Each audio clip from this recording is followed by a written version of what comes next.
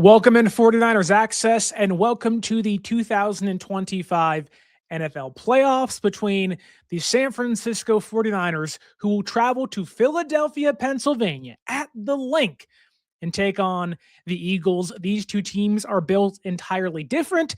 Both these teams have almost the exact opposite injury luck heading into the wild card round, and it'll be an uphill climb if the 49ers have any chance to win this game. But I do think, while slim, San Francisco does have a path to victory. We'll get into how that can come to fruition and maybe why the Philadelphia Eagles are too much for San Francisco to handle with the injuries they have.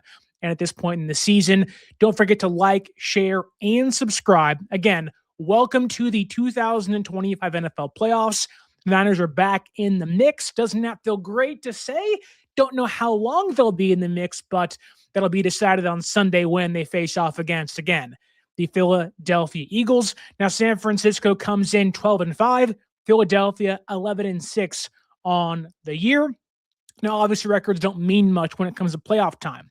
And that is, to me, the most important factor. While, yes, health matters. Yes, the roster you have available matters to you.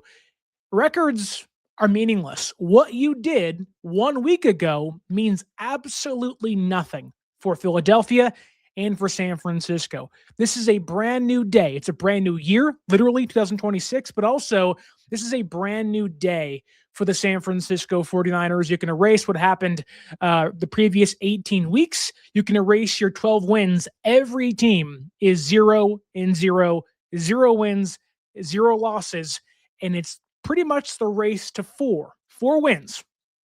Unless you're the number one seed, race to 3 wins, in their case, to claim immortality in the Super Bowl 60 matchup live at Levi's Stadium in just over a month. That said, these teams know each other very well. Now, at different years, different health, different personnel, but they know each other very well. In 2022, San Francisco played Philadelphia at the Link for the NFC Championship, and guess what happened? Brock Purdy tore his UCL, and San Francisco lost their 4th-string quarterback, Josh Johnson, and it was basically over before things could even start.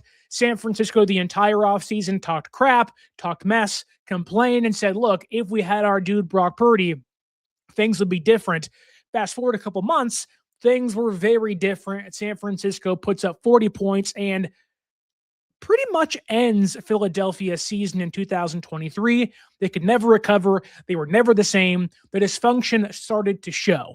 And while the Eagles, again, have won to 11 games this year, well, they've been ultra successful. They won the NFC East. They have every reason to gloat, have their head high, and quite frankly, are the better team of these two.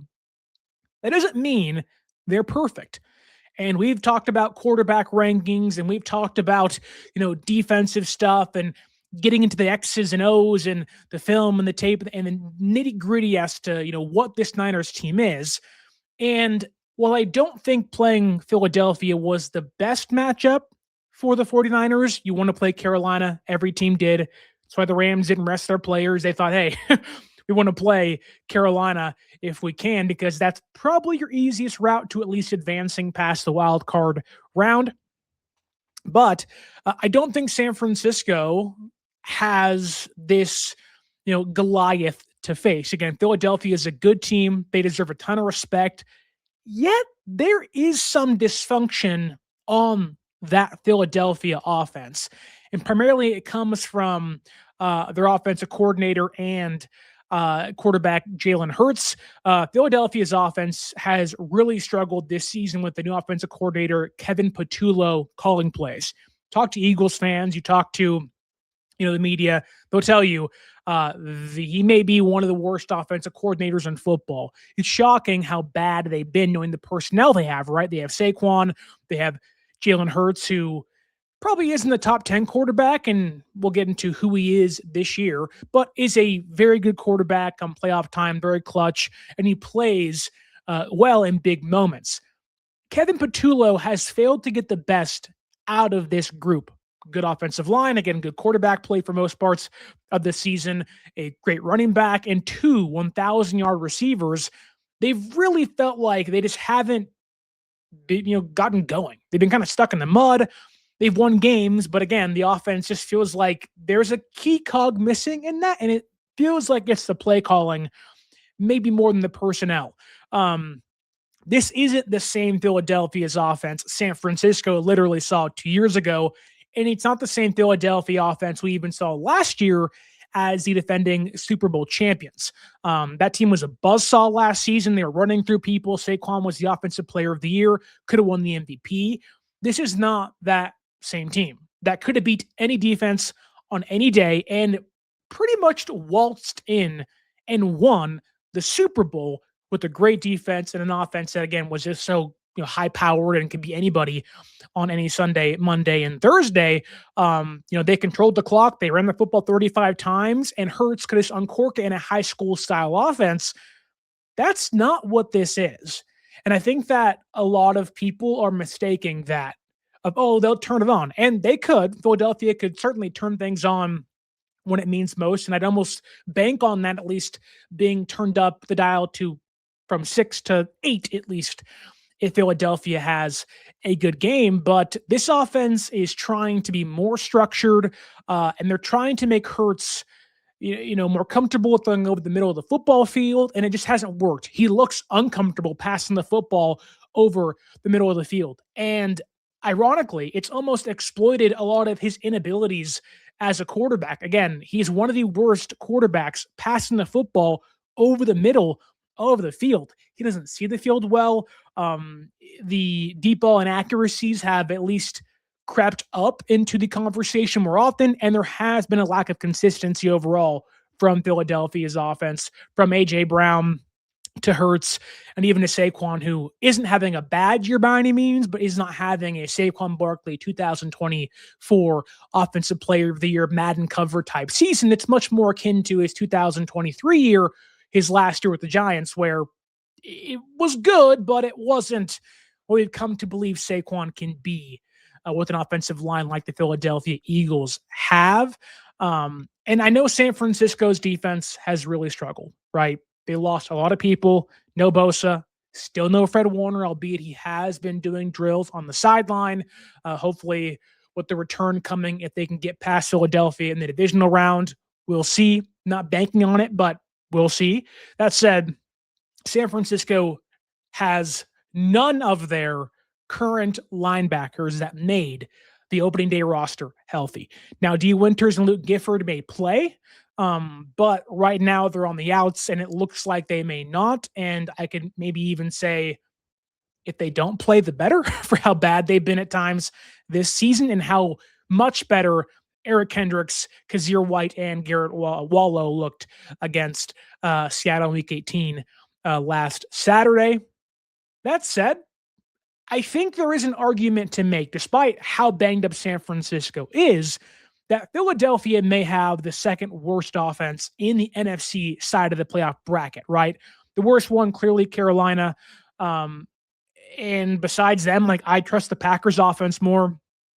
I trust San Francisco's offense a lot more. Now, they have their injuries of their own, which may change that for me. But when they're healthy, I trust them a heck of a lot more than Philadelphia. The Rams are the best offense in the entire NFL this year for obvious reasons. They're healthy again, too. Devontae Adams is back with Puka and Stafford.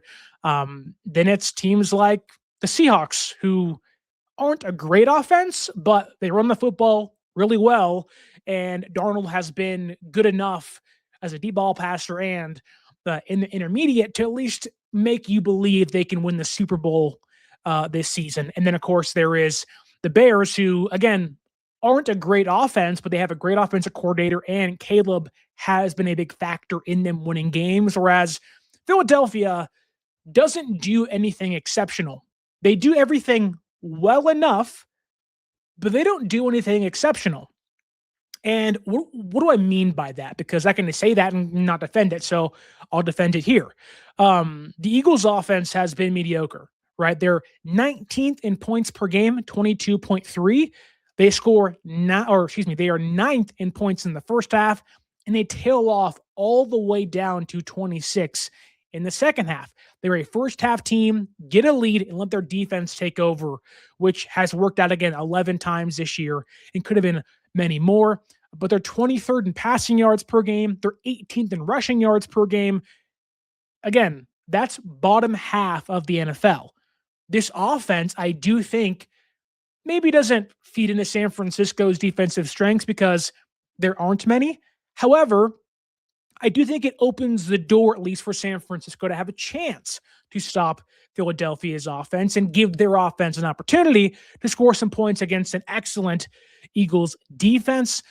Going more into this, a big down obviously is third down, right? Good teams get off the field on third down defensively. Well, Philadelphia so far this year ranks 24th in third down conversion rate at a 37%. Again, bottom half of the NFL. Bottom, 10 in the NFL. Philadelphia's offense also leads the entire league in 3 and outs. Now, obviously, they had a much harder schedule than San Francisco did, but a lot of that is because of the quarterback play of Jalen Hurts and the lack of run or rush attack they've had throughout the year with Saquon Barkley.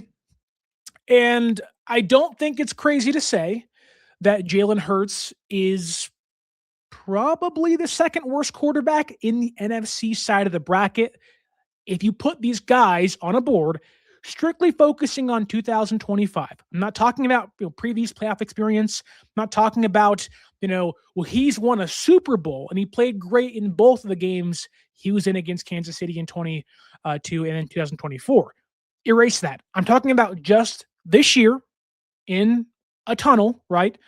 I'd rather have Stafford, Darnold, Love, Caleb, Purdy, and maybe I'm forgetting somebody else, but it's pretty much Bryce Young, a big gap, then Jalen Hurts taking up the bottom half of that quarterback tier, if you want to call it that, for the NFC playoff bracket. And, again, Hurts can turn things up, but I don't think it's crazy to say San Francisco may have gotten the best matchup for as bad as their defense has been to at least give themselves a fighting chance. And Jalen Hurts, I think, in this game does, I don't want to say give me more confidence in San Francisco's defense because that confidence is really hard to find. This defense, I know, played good enough against Seattle to win, 13 points allowed, but they aren't great. A good offense, a competent offense can just wipe the floor with them and it can be over.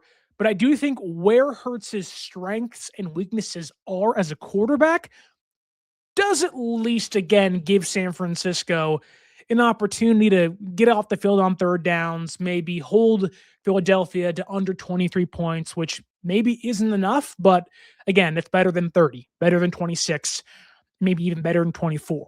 But I do think Hurts is a quarterback that he wants to push the ball downfield.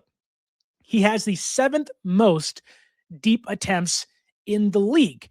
And I think when you hear that and you think of Jair Brown and Mustafa and Green and Lenore and Stout, you start to quiver of oh crap, it's A.J. Brown and Devontae Smith, who I know haven't had the best years, mainly Brown being in that category, but they're still great wide receivers that can beat most DBs downfield. And San Francisco, quite frankly, has pretty crappy defensive backs when it comes to guarding the ball on deep passes.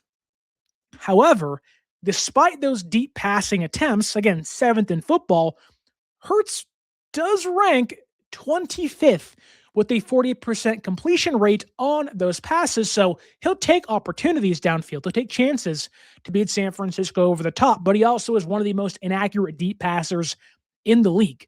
He'll take chances that I think does make for more of a second and long situation, or on a third down, they're going to take a chance. If you can stop it, you can force a punt and get off the field. And I also, one area I think San Francisco, if you were, let's say, the Rams or the Seahawks week 18, you can pass the football against these just bottom tier Niners linebackers. And the great thing about this is the Eagles do not like targeting linebackers in coverage. They don't like targeting the middle intermediate part of the football field. Now, there is crossing routes they'll call, but they primarily run their offense on the ground through Saquon Barkley and towards the sidelines, hoping to utilize A.J. Brown's bigger body and, keep the ball kind of out of the middle part of the football field, knowing that Hurts isn't good there. Like, again, I'm getting killed on Twitter for saying it, but Jalen Hurts sucks throwing over the middle of the football field. And what do I mean by that? Per Pro Football Focus, per PFF, Jalen Hurts this year has 16.7% of his passes be to the intermediate part of the field. Now, part of that is play calling. Part of it is he doesn't see the field very well. That hopefully lends to San Francisco not needing to trust their linebackers as much in coverage, guarding Dallas Goedert, guarding A.J. Brown, and Devontae Smith. Again, it's a big weakness for San Francisco, and I think Hurts doesn't have the ability, nor does the Eagles' offense have the desire to exploit that offensively. He also ranks, he's the 16th ranked passer in the intermediate part of the field with an 82.8 grade, a 56.6% completion rate. That is 25th in football. He has 3 touchdowns and 3 interceptions, so a 1-for-1 TD to INT ratio. That ain't very good. He has a 13.8 average depth of target. That is 27th, tied with Jackson Dart, Joe Flacco, and Tua Tagovailoa. 3 quarterbacks, you're paying a guy $60 million, $45 million to not be in a group with, right? A 59.2% adjusted completion rate. That's 27th in football. And again, an 86.4 passer rating allowed, 30th in football. He's terrible at targeting the middle of the football field. That, to me, when I see that, says, I'm like, yes, that's the quarterback you want to play. Yes, that is the guy you want to face in a playoff game with how bad your linebackers are. It's a lot of stats. I know that.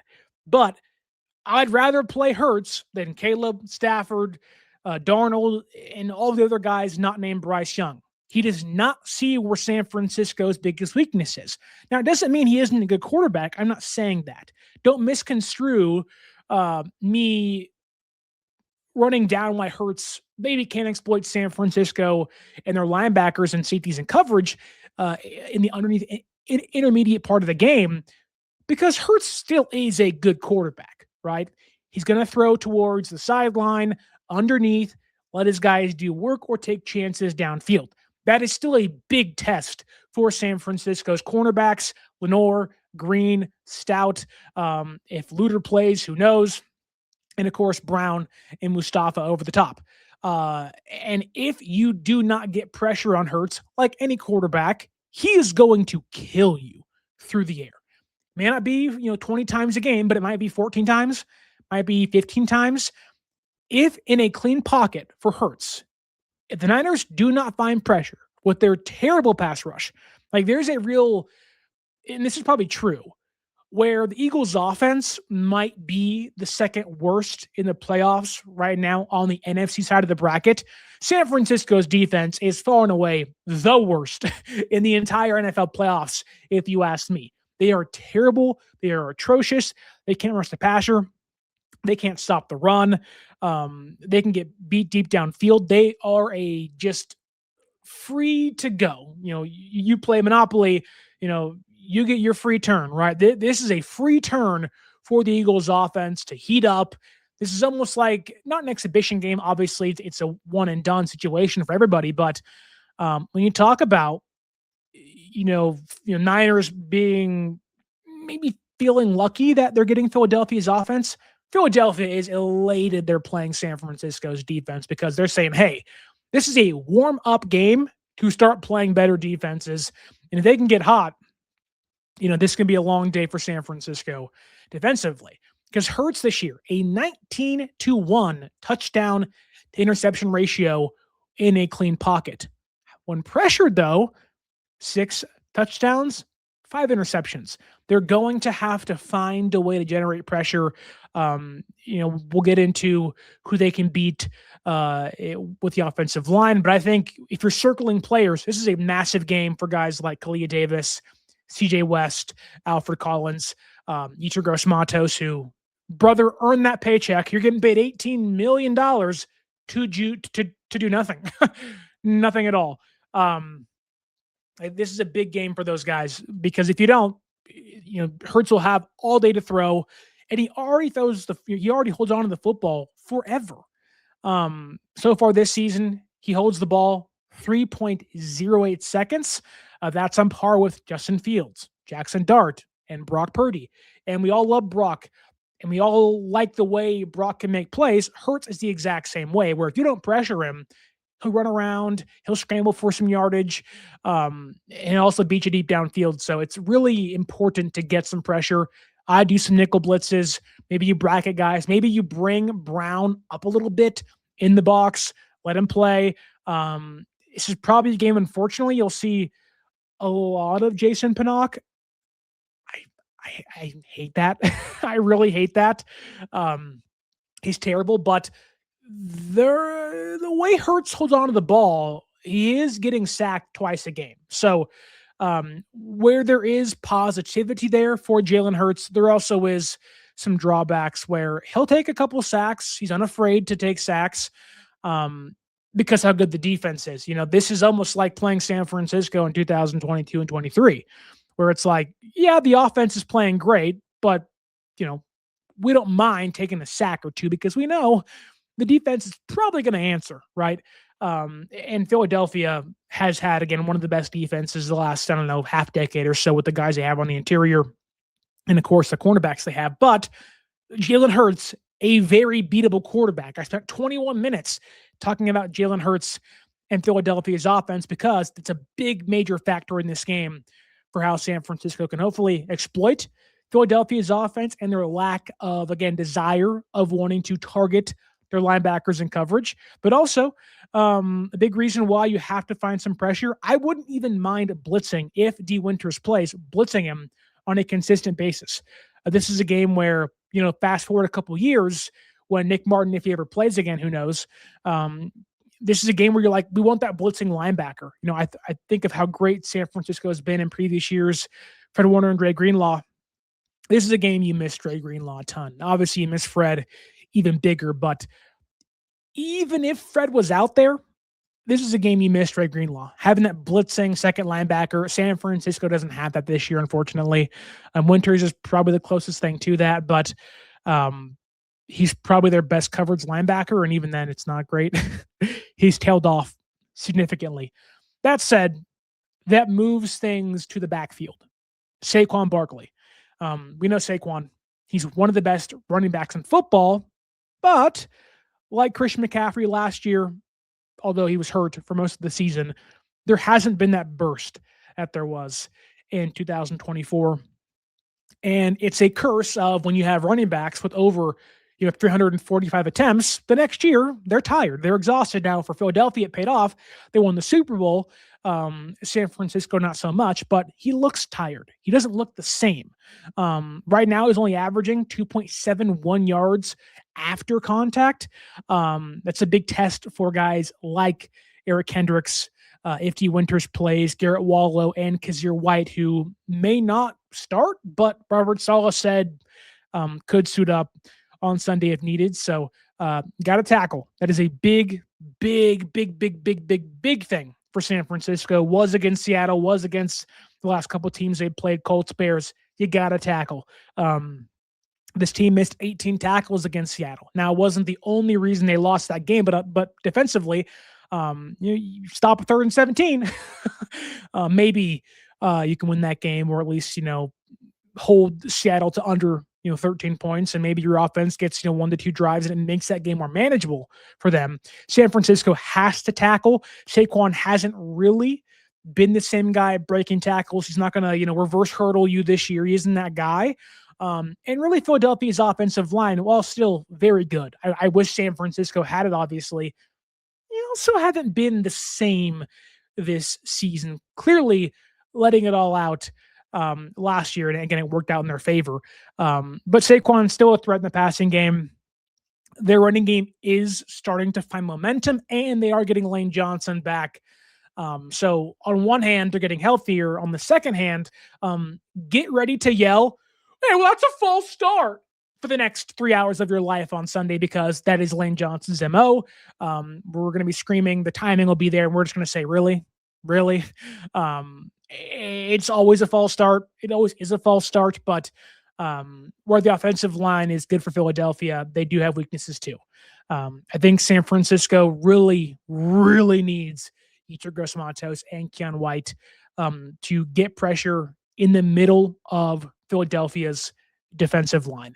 And one player I think they can, get past is Landon Dickerson, a 49.1 true passing grade, pass blocking grade. He's been below average, bad this year as a pass blocker. And I think, I can only imagine if San Francisco is fully healthy and it's Michael and it's Yetur Gross-Matos and it's Keon White and it's, Bosa and Collins and all those dudes healthy, it's like, wow, this is an area they can go, kind of bring the dogs after. But in this case, you got two guys that can really get to the quarterback on your team, which by getting to the quarterback, I mean, cross your fingers and hope they can get to the quarterback, because these guys aren't great in what they do. But Landon Dickerson can be exploited. They really can be exploited. And thankfully, if you can stop Hurts, get some pressure on him. The Eagles' weapons, that being Brown, Smith, Goddard, more guys in that offense they have, but those are the three primary ones to focus on here. All of their weapons are worse against zone coverage. And what does San Francisco run? Who would have thought? Zone coverage. So again, while there is so many reasons to sit back here and scoff at the defense, and I'm there with you, I don't really think San Francisco is going to be able to stop Philadelphia. But my job isn't to tell you, oh, wow, the Niners are gung-ho and they have all the tools in place. They don't. But there is ways, albeit very minute ones, they can beat Philadelphia. And a reason why I think I wanted them to play Philadelphia, at least offensively, knowing that Hurts isn't great, Saquon isn't the same, and there are paths to getting to Hurts as a quarterback via Landon Dickerson, and Philadelphia's offense has played worse against zone coverage. They also are not a yak team. So if you suck in tackling, you want to play bad yak teams. And Philadelphia, thankfully, is a bad yak team. That said, that doesn't mean they don't have incredibly elite or good to great wide receivers, which I think if you circled maybe the other team you wouldn't want San Francisco to play, it's probably the Rams, because they have Devontae Adams and Puka Nacua. Philadelphia has that 1-2 punch in A.J. Brown and Devontae Smith. I don't think it's too crazy to say that Devontae Smith scares me more this year than A.J. Brown does. There's going to be a time where Jair Brown gets beat over the top, and it's going to be because of Devontae Smith. He's a better route runner. He's less physical, but that almost makes me fear him more. Devontae Smith, albeit not the same player, is more akin to a JSN for Seattle, whereas A.J. Brown is more of that more physical, bigger body Puka Nacua on the boundary. He wants to get in your grill. He wants to push you around and kind of be that playground bully on the outside. It's why Philadelphia loves kind of throwing to the sidelines, because they have that big bully out there they can throw to. And the one thing that I think does suck for San Francisco, among many things, but I would love to watch Lenoir guard A.J. Brown. Now, don't do that because of the size disadvantage San Francisco has, but Lenoir would get in his grill. He talk crap. He's feisty. And I think there is a way you can frustrate A.J. Brown, where San Francisco is kind of bracketing him, or at least guarding the sidelines well, and they're shutting him down. He'll quit. He'll get frustrated. He'll get upset. He'll be on the sideline pouting. You heard all year. A.J. Brown, trade rumors, A.J. Brown, he's a guy that has been really frustrated with the offense mainly because of the play calling, but Hurts just hasn't been on the same page with them for most of the season. And I think if you're the 49ers, you can take AJ Brown out of this game. It's going to be hard. I'm not saying it's doable with the offense or the defensive players they have, but I think Renardo Green, you want to bully him. You want to get in his grill. You want to talk crap, frustrate him. You almost want to poke the bear. Like, you kind of wish San Francisco still had Jimmy Ward, and they don't for obvious reasons, but he was an A1 trash talker. He was Jawan Jennings on defense. And I think San Francisco doesn't lack that because you rather have just good players than trash talkers. But Jimmy Ward is somebody you'd put on in, play safety, play the nickel, and just get in dude's face, be feisty. I think, although I'm not clamoring for Jimmy Ward back, albeit he'd be great in this defense right now with how banged up they are and how bad in coverage they are, I do think the Niners, they almost need to have an intervention with Renardo Green. And what I mean by that is, I think of dodgeball, right? Patches O'Houlihan. He was known to I want to get under your skin. I want to rile you up. And I don't know his name, but the guy with the goggles, right? Where his wife's in the crowd laughing at him. His 2 kids hate him. And his life sucks. And not to say that's not Renardo Green, for example, but in this case, we'll use that. You almost want there to be the agitator for Green of you're terrible. You said you gotta get angry. You gotta get mean. And you want that Patches O'Houlihan. You want that Robert Saleh to not be in a wheelchair with the aviator coat on, but you want that guy to piss off Green and say, look, dude, you have been really inconsistent all year. That's your biggest test of the season in front of you. If we lose, we go home. And you walk into year 3, not really sure that's your job next season. Buck up, nut up, be a dude, go out there and, just get in someone's face, get in someone's grill. And, I'd rather you live and die by poking the bear and giving it your best shot than, I'm playing timid. No, get in guys' faces. Philadelphia, the crowd's going to be lively. They're going to be screaming and yelling. And the one thing you can't do is let that crowd get in the game. Let AJ Brown feed off that crowd. He is a phenomenal player. You let him get going, it's going to be a long day. Deep balls, out routes, it's boom, night for San Francisco's defense. And because of Philadelphia's defense being so good, night for San Francisco's offense too. It's a big game for Green. Lenore, I think, can not handle Devontae Smith, but can at least do his best to slow him down. But if I'm Philadelphia, I want Brown on Lenore. I want that mismatch. I want that bigger body receiver who's a 6'3", 6'4" guy, 225 pounds, whatever he is. He's a massive human being. You've seen the picture. Him and DK in college, Ole Miss, is shirtless, jacked to the freaking rip. I want him on Lenore if I'm Philadelphia. So San Francisco really needs to figure out ways to frustrate him. Whenever you get a chance, hit these dudes hard, light them up. I'm not saying you want to be fundamental. Something San Francisco very much lacks in the tackling department, but I do think that you want to frustrate these guys. You want to get in their heads, get in their grills, and just piss them off because they will crumble. At least a mentally fragile person like A.J. Brown will. That said, Jalen Hurts has one of the better safety valves in football. Didn't have a great year yards-wise and reception-wise. Wow, words are hard. But Dallas Goedert is the ultimate check down merchant, beating soft zones. He is not their George Kittle, but he's a guy where Hurts turns to whenever pressure gets to him. When you talk about the underneath stuff and then running for 3 or 4 more yards, it is Dallas Goedert. Big challenge for San Francisco's linebackers, nickelbacks, Upton Stout, Jason Pinnock, and a big test for San Francisco safeties. He's 11 touchdowns this season. Dallas Goedert is going to be a big factor in whether Philadelphia wins or loses this game. And that's what makes their offense so tough where, they're not running, they're not playing well. But the Niners really have to hone in on him too. Again, this is a game where it's you got to give it all you got, right? And that is one of my concerns for San Francisco. You lost to Seattle, and it kind of felt like the wind is out of their sails where it's gotta flush it. But it's Can you?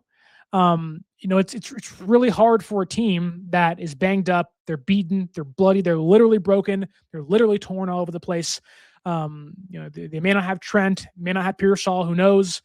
Um, and to sit there and go like, yeah, we're gonna flush it and be okay. I mean, I don't know.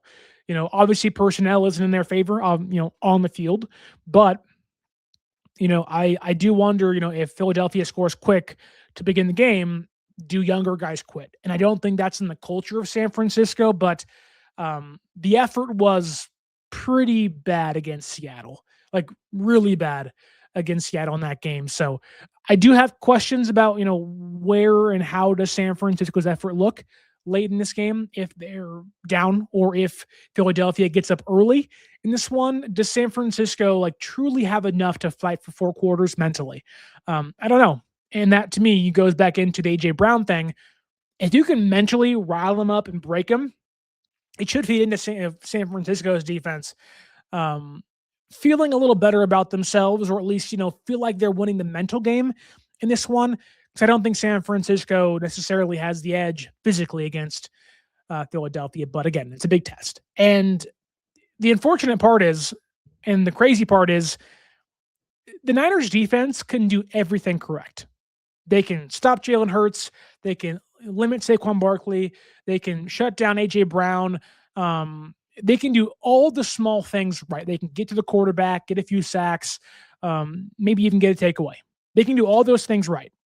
And it can still be for naught because San Francisco continues to suffer injuries at the wrong time. It doesn't look like Ricky Pearsall is going to play. Now, if he practices on Thursday, no, today's Thursday. If he practices on Friday, maybe. But he hasn't practiced all week. He's been doing some route running on the sideline, but,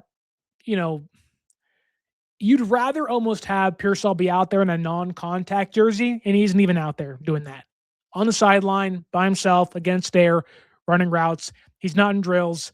And it does seem like it's a positive thing here that the Niners are going to get back Trent Williams this Sunday. So a big thing there. I have no idea how healthy he is. I have no idea how well or good he looks moving.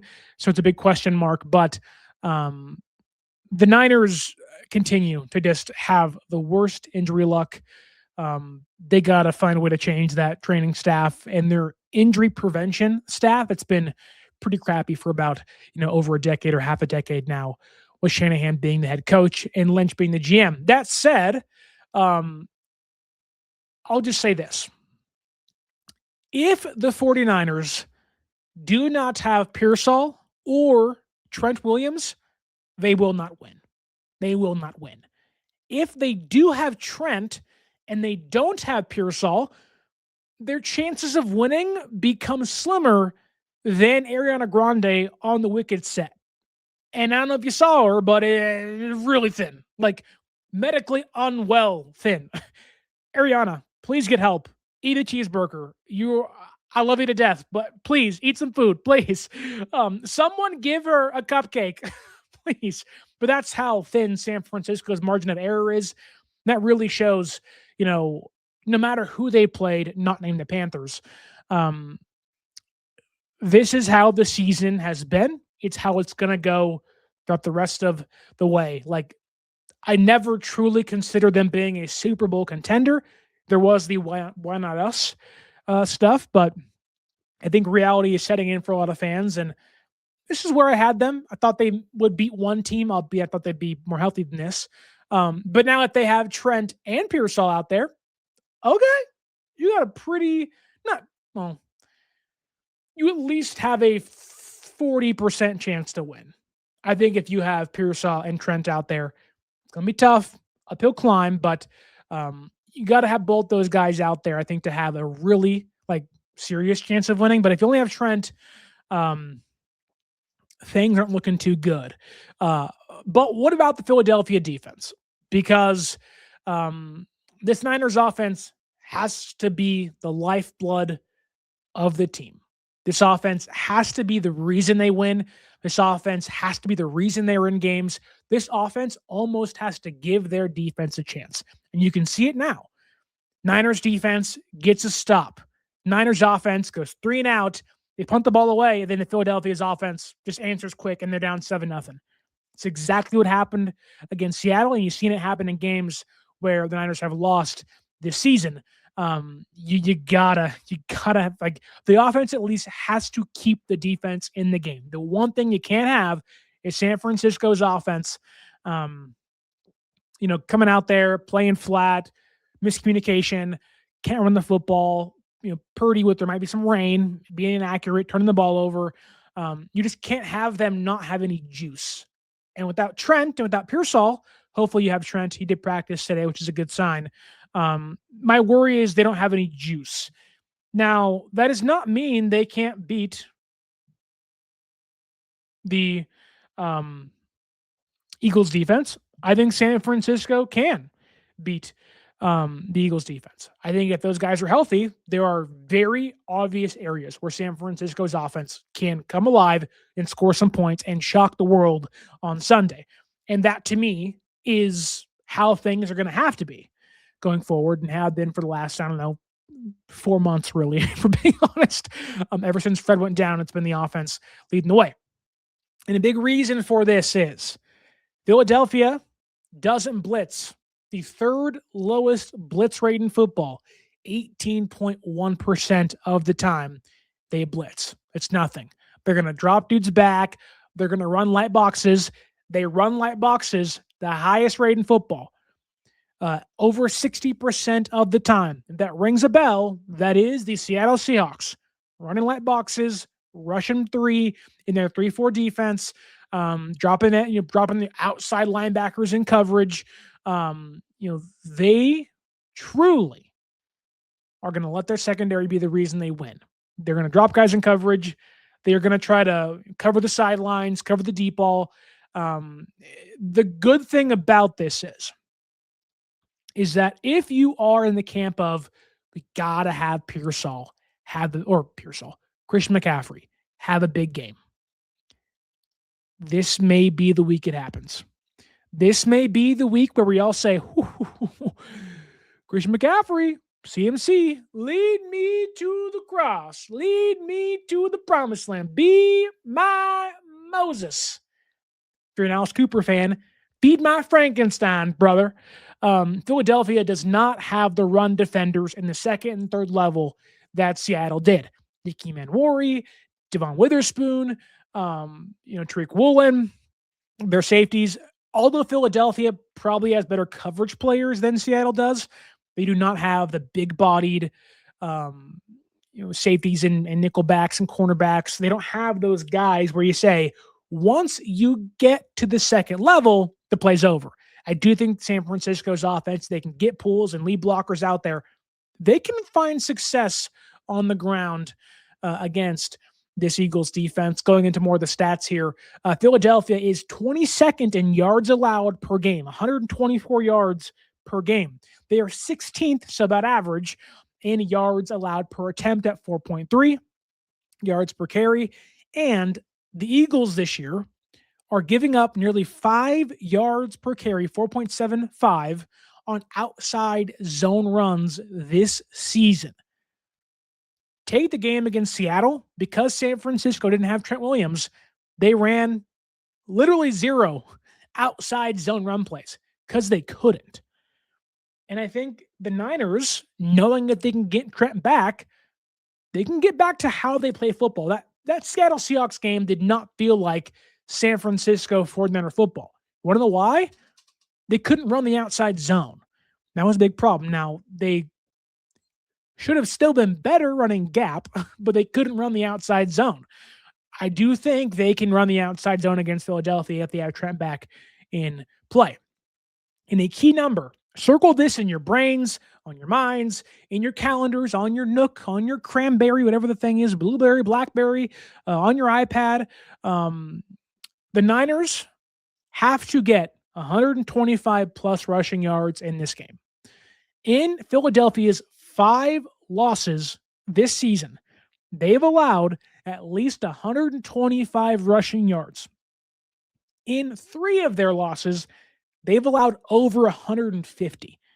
That included 200 plus against the Bears. So this is not a Philadelphia defense that we would all go, oh my God, I'm scared. I'm cowering in the corner. I just don't know how we do this. No, they can beat this team, and they can do it doing what they do best, running the football. Now, I say that, and San Francisco hasn't been the best rushing attack all year. But more so what I'm saying is they can utilize the run. If you can hit about 4.5 yards a carry, you can force those Eagles safeties to come down more in the box, stack the box per se, play those heavy boxes. It springs your play action. You can get Kittle behind them. If you're lucky, you can get Pearsall and Jennings and Robinson and Bourne behind those guys too. And they can open things up. It can open things up offensively for San Francisco, which if it does, then you finally have your mismatches offensively, because I think San Francisco, if they can get Pearsall back, and God, I hope they can, because if they don't, like I said, Ariana, eat a cupcake. If they can get Pearsall back, they have found a mismatch. It's a big reason they couldn't exploit Eman Warrior in coverage against Seattle. They didn't have their separator guy that can sit in soft zones and lay down and catch the football. They would have that against Adoree Jackson, of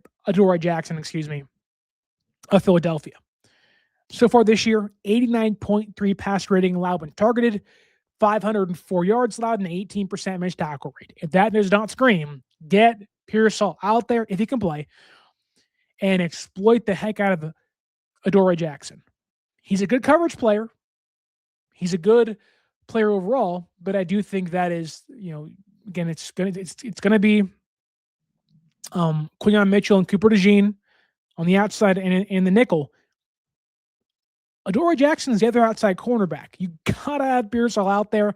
You can put Jennings in the slot, and you can work your magic. Again, there's ways. It's just you gotta find the minuscule mismatch for San Francisco to hopefully pull this thing off. It's an uphill climb. I also think if you can do play action and you have Trent back, you have the ability to pull block, screens, underneath game will open up for San Francisco. They can exploit Reed Blankenship in the flat of the field. We all talk about getting George Kittle involved. This is where you can get, George Kittle involved. Reed Blankenship, a 32.7 coverage grade this year for PFF. A 111.4 pass rating allowed when targeted. In the flat, late on rotations. Doesn't always cover the underneath stuff. Shanahan wants to use Kittle. You saw it against Seattle. Pleasance couldn't get out fast enough. Eman Warrior breaks up in man coverage. Plays over with. You can get Trent out there. He'll get out there quick enough, quicker than Pleasance could for sure. And then you can have some fun. You can get the ball into your stars' hands, and they can go nuts on this Eagles defense. I don't think San Francisco will have a lot of success targeting the middle of the field. I think Zach Bond is one of the best coverage linebackers in football. But I do think, again, run the football, get play action going. You can get Kittle out in the flat against Blankenship. You can get their guys in space. Then you can hopefully exploit the Philadelphia Eagles defense that ranks 15th on third downs this year in the last month. Now they were resting their starters last game, but that doesn't mean that you can't beat them. San Francisco is one of the best, if not the best offense on third downs. They weren't against Seattle. We've talked about why plenty of times now. You can go ahead and beat Philadelphia on third downs, in the flat, play action, on the ground. This is not the same Eagles defense. They're really good in the red zone. They're good at limiting points. It doesn't mean you can't move the football. They play bend, don't break all the time. They're great in coverage. DeJean, Mitchell, their safeties, they're great in coverage. But I do think a lot has been made of the Niners' defense or offense, Shanahan's offense against Vic Fangio's defense. And, there's reasons for that. Fangio is one of the best play callers on defense in football. He was on San Francisco staff with Jim Harbaugh. He was an assistant, or at least somebody that was an advisor under Shanahan a couple years ago. He just refused to join the staff as a defensive coordinator during that time, which is fine. He's an older guy. But like, it just didn't work out, right? But now he's in Philadelphia, and they won a ring last year for a lot of reasons, and his defense being a major part of that. But there is ways that Shanahan's offense is almost the perfect counterpart to that Fangio defense if they have the pieces. Now, San Francisco's offense would love to have Ayuk. Not the case. Would love to have Trent. Probably going to happen on Sunday. And you love to have Pearsall be out there, which, again, doesn't feel like it's going to happen. So maybe this is all for naught. But the Fangio defense, the way to beat them, because they're going to play a ton of quarters, deep curls, behind linebackers, in zone coverage. Oh, what does that sound like? It sounds like what the Niners offense does every single game, right? You want to run dagger concepts. What's that? Think of you're in the backyard, you're playing in the street with your friends before the iPhone came out and all these kids were attached to their Kindles and their iPads and everything, and their tablets. You'd go outside and play football, right, with your friends in the court, in the street, and you'd hold the ball up and you'd run the classic L route. That's a dagger. This is an L route. Niners run the classic L route, the dagger, all the time over linebackers' heads. Now, again, Zach Bond's one of the best in football, and it's all kind of hinges on San Francisco having the dogs in the race, which, again, may not happen. But it's all about targeting the middle of the field, more so towards the seams, because that is where Zach Bond won't be. But I do think that the Niners offense can beat the Vic Fangio defense simply by principle, by the way it's constructed and made. The Eagles' defense is not constructed to beat the Shanahan offense. It's all stopping deep balls, playing quarters, and almost giving soft zones. Now, they're going to play a ton of man coverage. That's their game. They do that. The Niners do not have a man beater in coverage right now because Pearsall may not play, and Juwan and Bourne and Robinson are all stuck in the mud in their routes. But, by the way it's constructed, Brock Purdy can be a major factor in this win. And I think really cannot play Jalen Hurts on almost every facet of the game. Now, a lot of that hinges on Niners defense getting stops and San Francisco's offense running the football, but I think Brock Purdy can have it and can eat this Eagles defense up through the air if they can get passes, past linebackers in those soft zones. And honestly, like, I would take a shot downfield. Keep these guys honest. Pass it deep, run the football, get play action going, then bang. Now you're in, now you found your money, and then you're in a great spot. So, it's a big day for Brock Purdy. Back at the link for the second time since torn UCL, first time in the playoffs since torn UCL. You have your ways. Kittle can beat Blankenship in the flat. Trent helps you on pull plays and running the outside zone. You can beat Philadelphia that way. And then Purdy has to be accurate. You cannot have these high point throws. I didn't think Purdy was terrible against Seattle. He just wasn't really a factor because the offensive line was so bad. They got to play better. I don't think Philadelphia's defense is as much of an attacking defensive line like Seattle's is. I think Seattle has better edge rushers right now that can get to the quarterback. They just feel more ferocious than Philadelphia is, but Philadelphia's defense is still phenomenal. Still the second best in the NFC playoffs, and probably, unless I'm forgetting somebody, the third or fourth best in the AFC. You have Texans, Seattle, Denver, then probably Philadelphia in there somewhere. It's a big ask, but if you can utilize play action, get Purdy out in the bootlegs, hit guys in the flat, you can win. Again, I know it's a lot of information, but this game is winnable for San Francisco. It really is. It is the reason why I wanted to play Philadelphia over teams like, the Rams or Seattle or, really even Chicago too. Because I do think that this Niners defense could fare well enough against Philadelphia to get you back Fred Warner, hopefully, next week. But that's next week. Got to take care of business now. It's win or go home. This is it. Michael Jackson, this is it. This is where it ends. Either you win or you go home. And I don't know about you, I don't really want to stop talking Niners football in the next 4 days. um, and I don't want to get into draft content now. I'm not ready for that. And I don't want to have to get into, is Robert Saleh, gonna leave in the offseason, which there's so many questions that are unanswered that will get answered the next couple of months or so. But this could be the last game you play with this current regime, current coaching staff in place. You're going to lose some free agents, albeit not big name ones, but you're going to have an older Christian McCaffrey next year, 37-year-old Trent Williams next year. You're going to have guys back healthy, hopefully, but you don't know if the guys are going to be the same. And you want to capitalize while you can. The iron isn't hot, but San Francisco, plug it into the wall and let's get hot again because they need the offense to get going. So it's a big ask. It's a big task ahead for the 49ers, but dare I say it's not impossible. And that, to me, is all that matters. It's not impossible. I know it's crazy to say, but it's not impossible.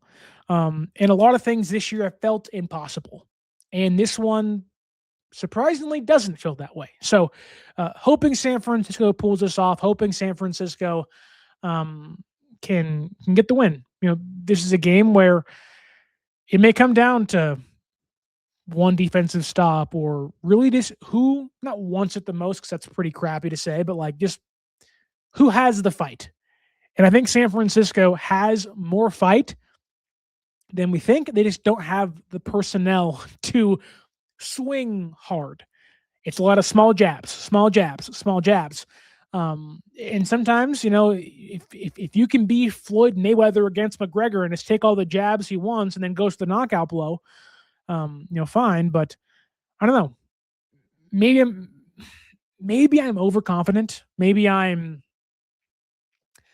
I don't want to sound like a homer because the odds would say, and rightfully so, the Niners are probably going to lose this game, right? You have the stack not in their favor. The cards have been dealt poorly against them, and their backs are against the wall. But I don't know. We've seen stranger things happen. Tim Tebow won a playoff game like a decade and a half ago. Who would have seen that coming, right? So I don't know. I think San Francisco has a fighting chance. Now, do I think they win?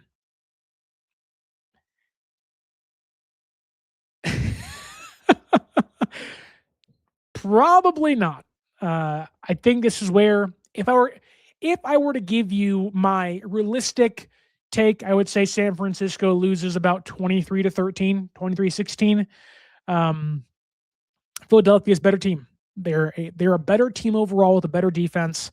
But if you wanted to hear my optimistic take, San Francisco wins 23-17 or 23-20. I think both those are.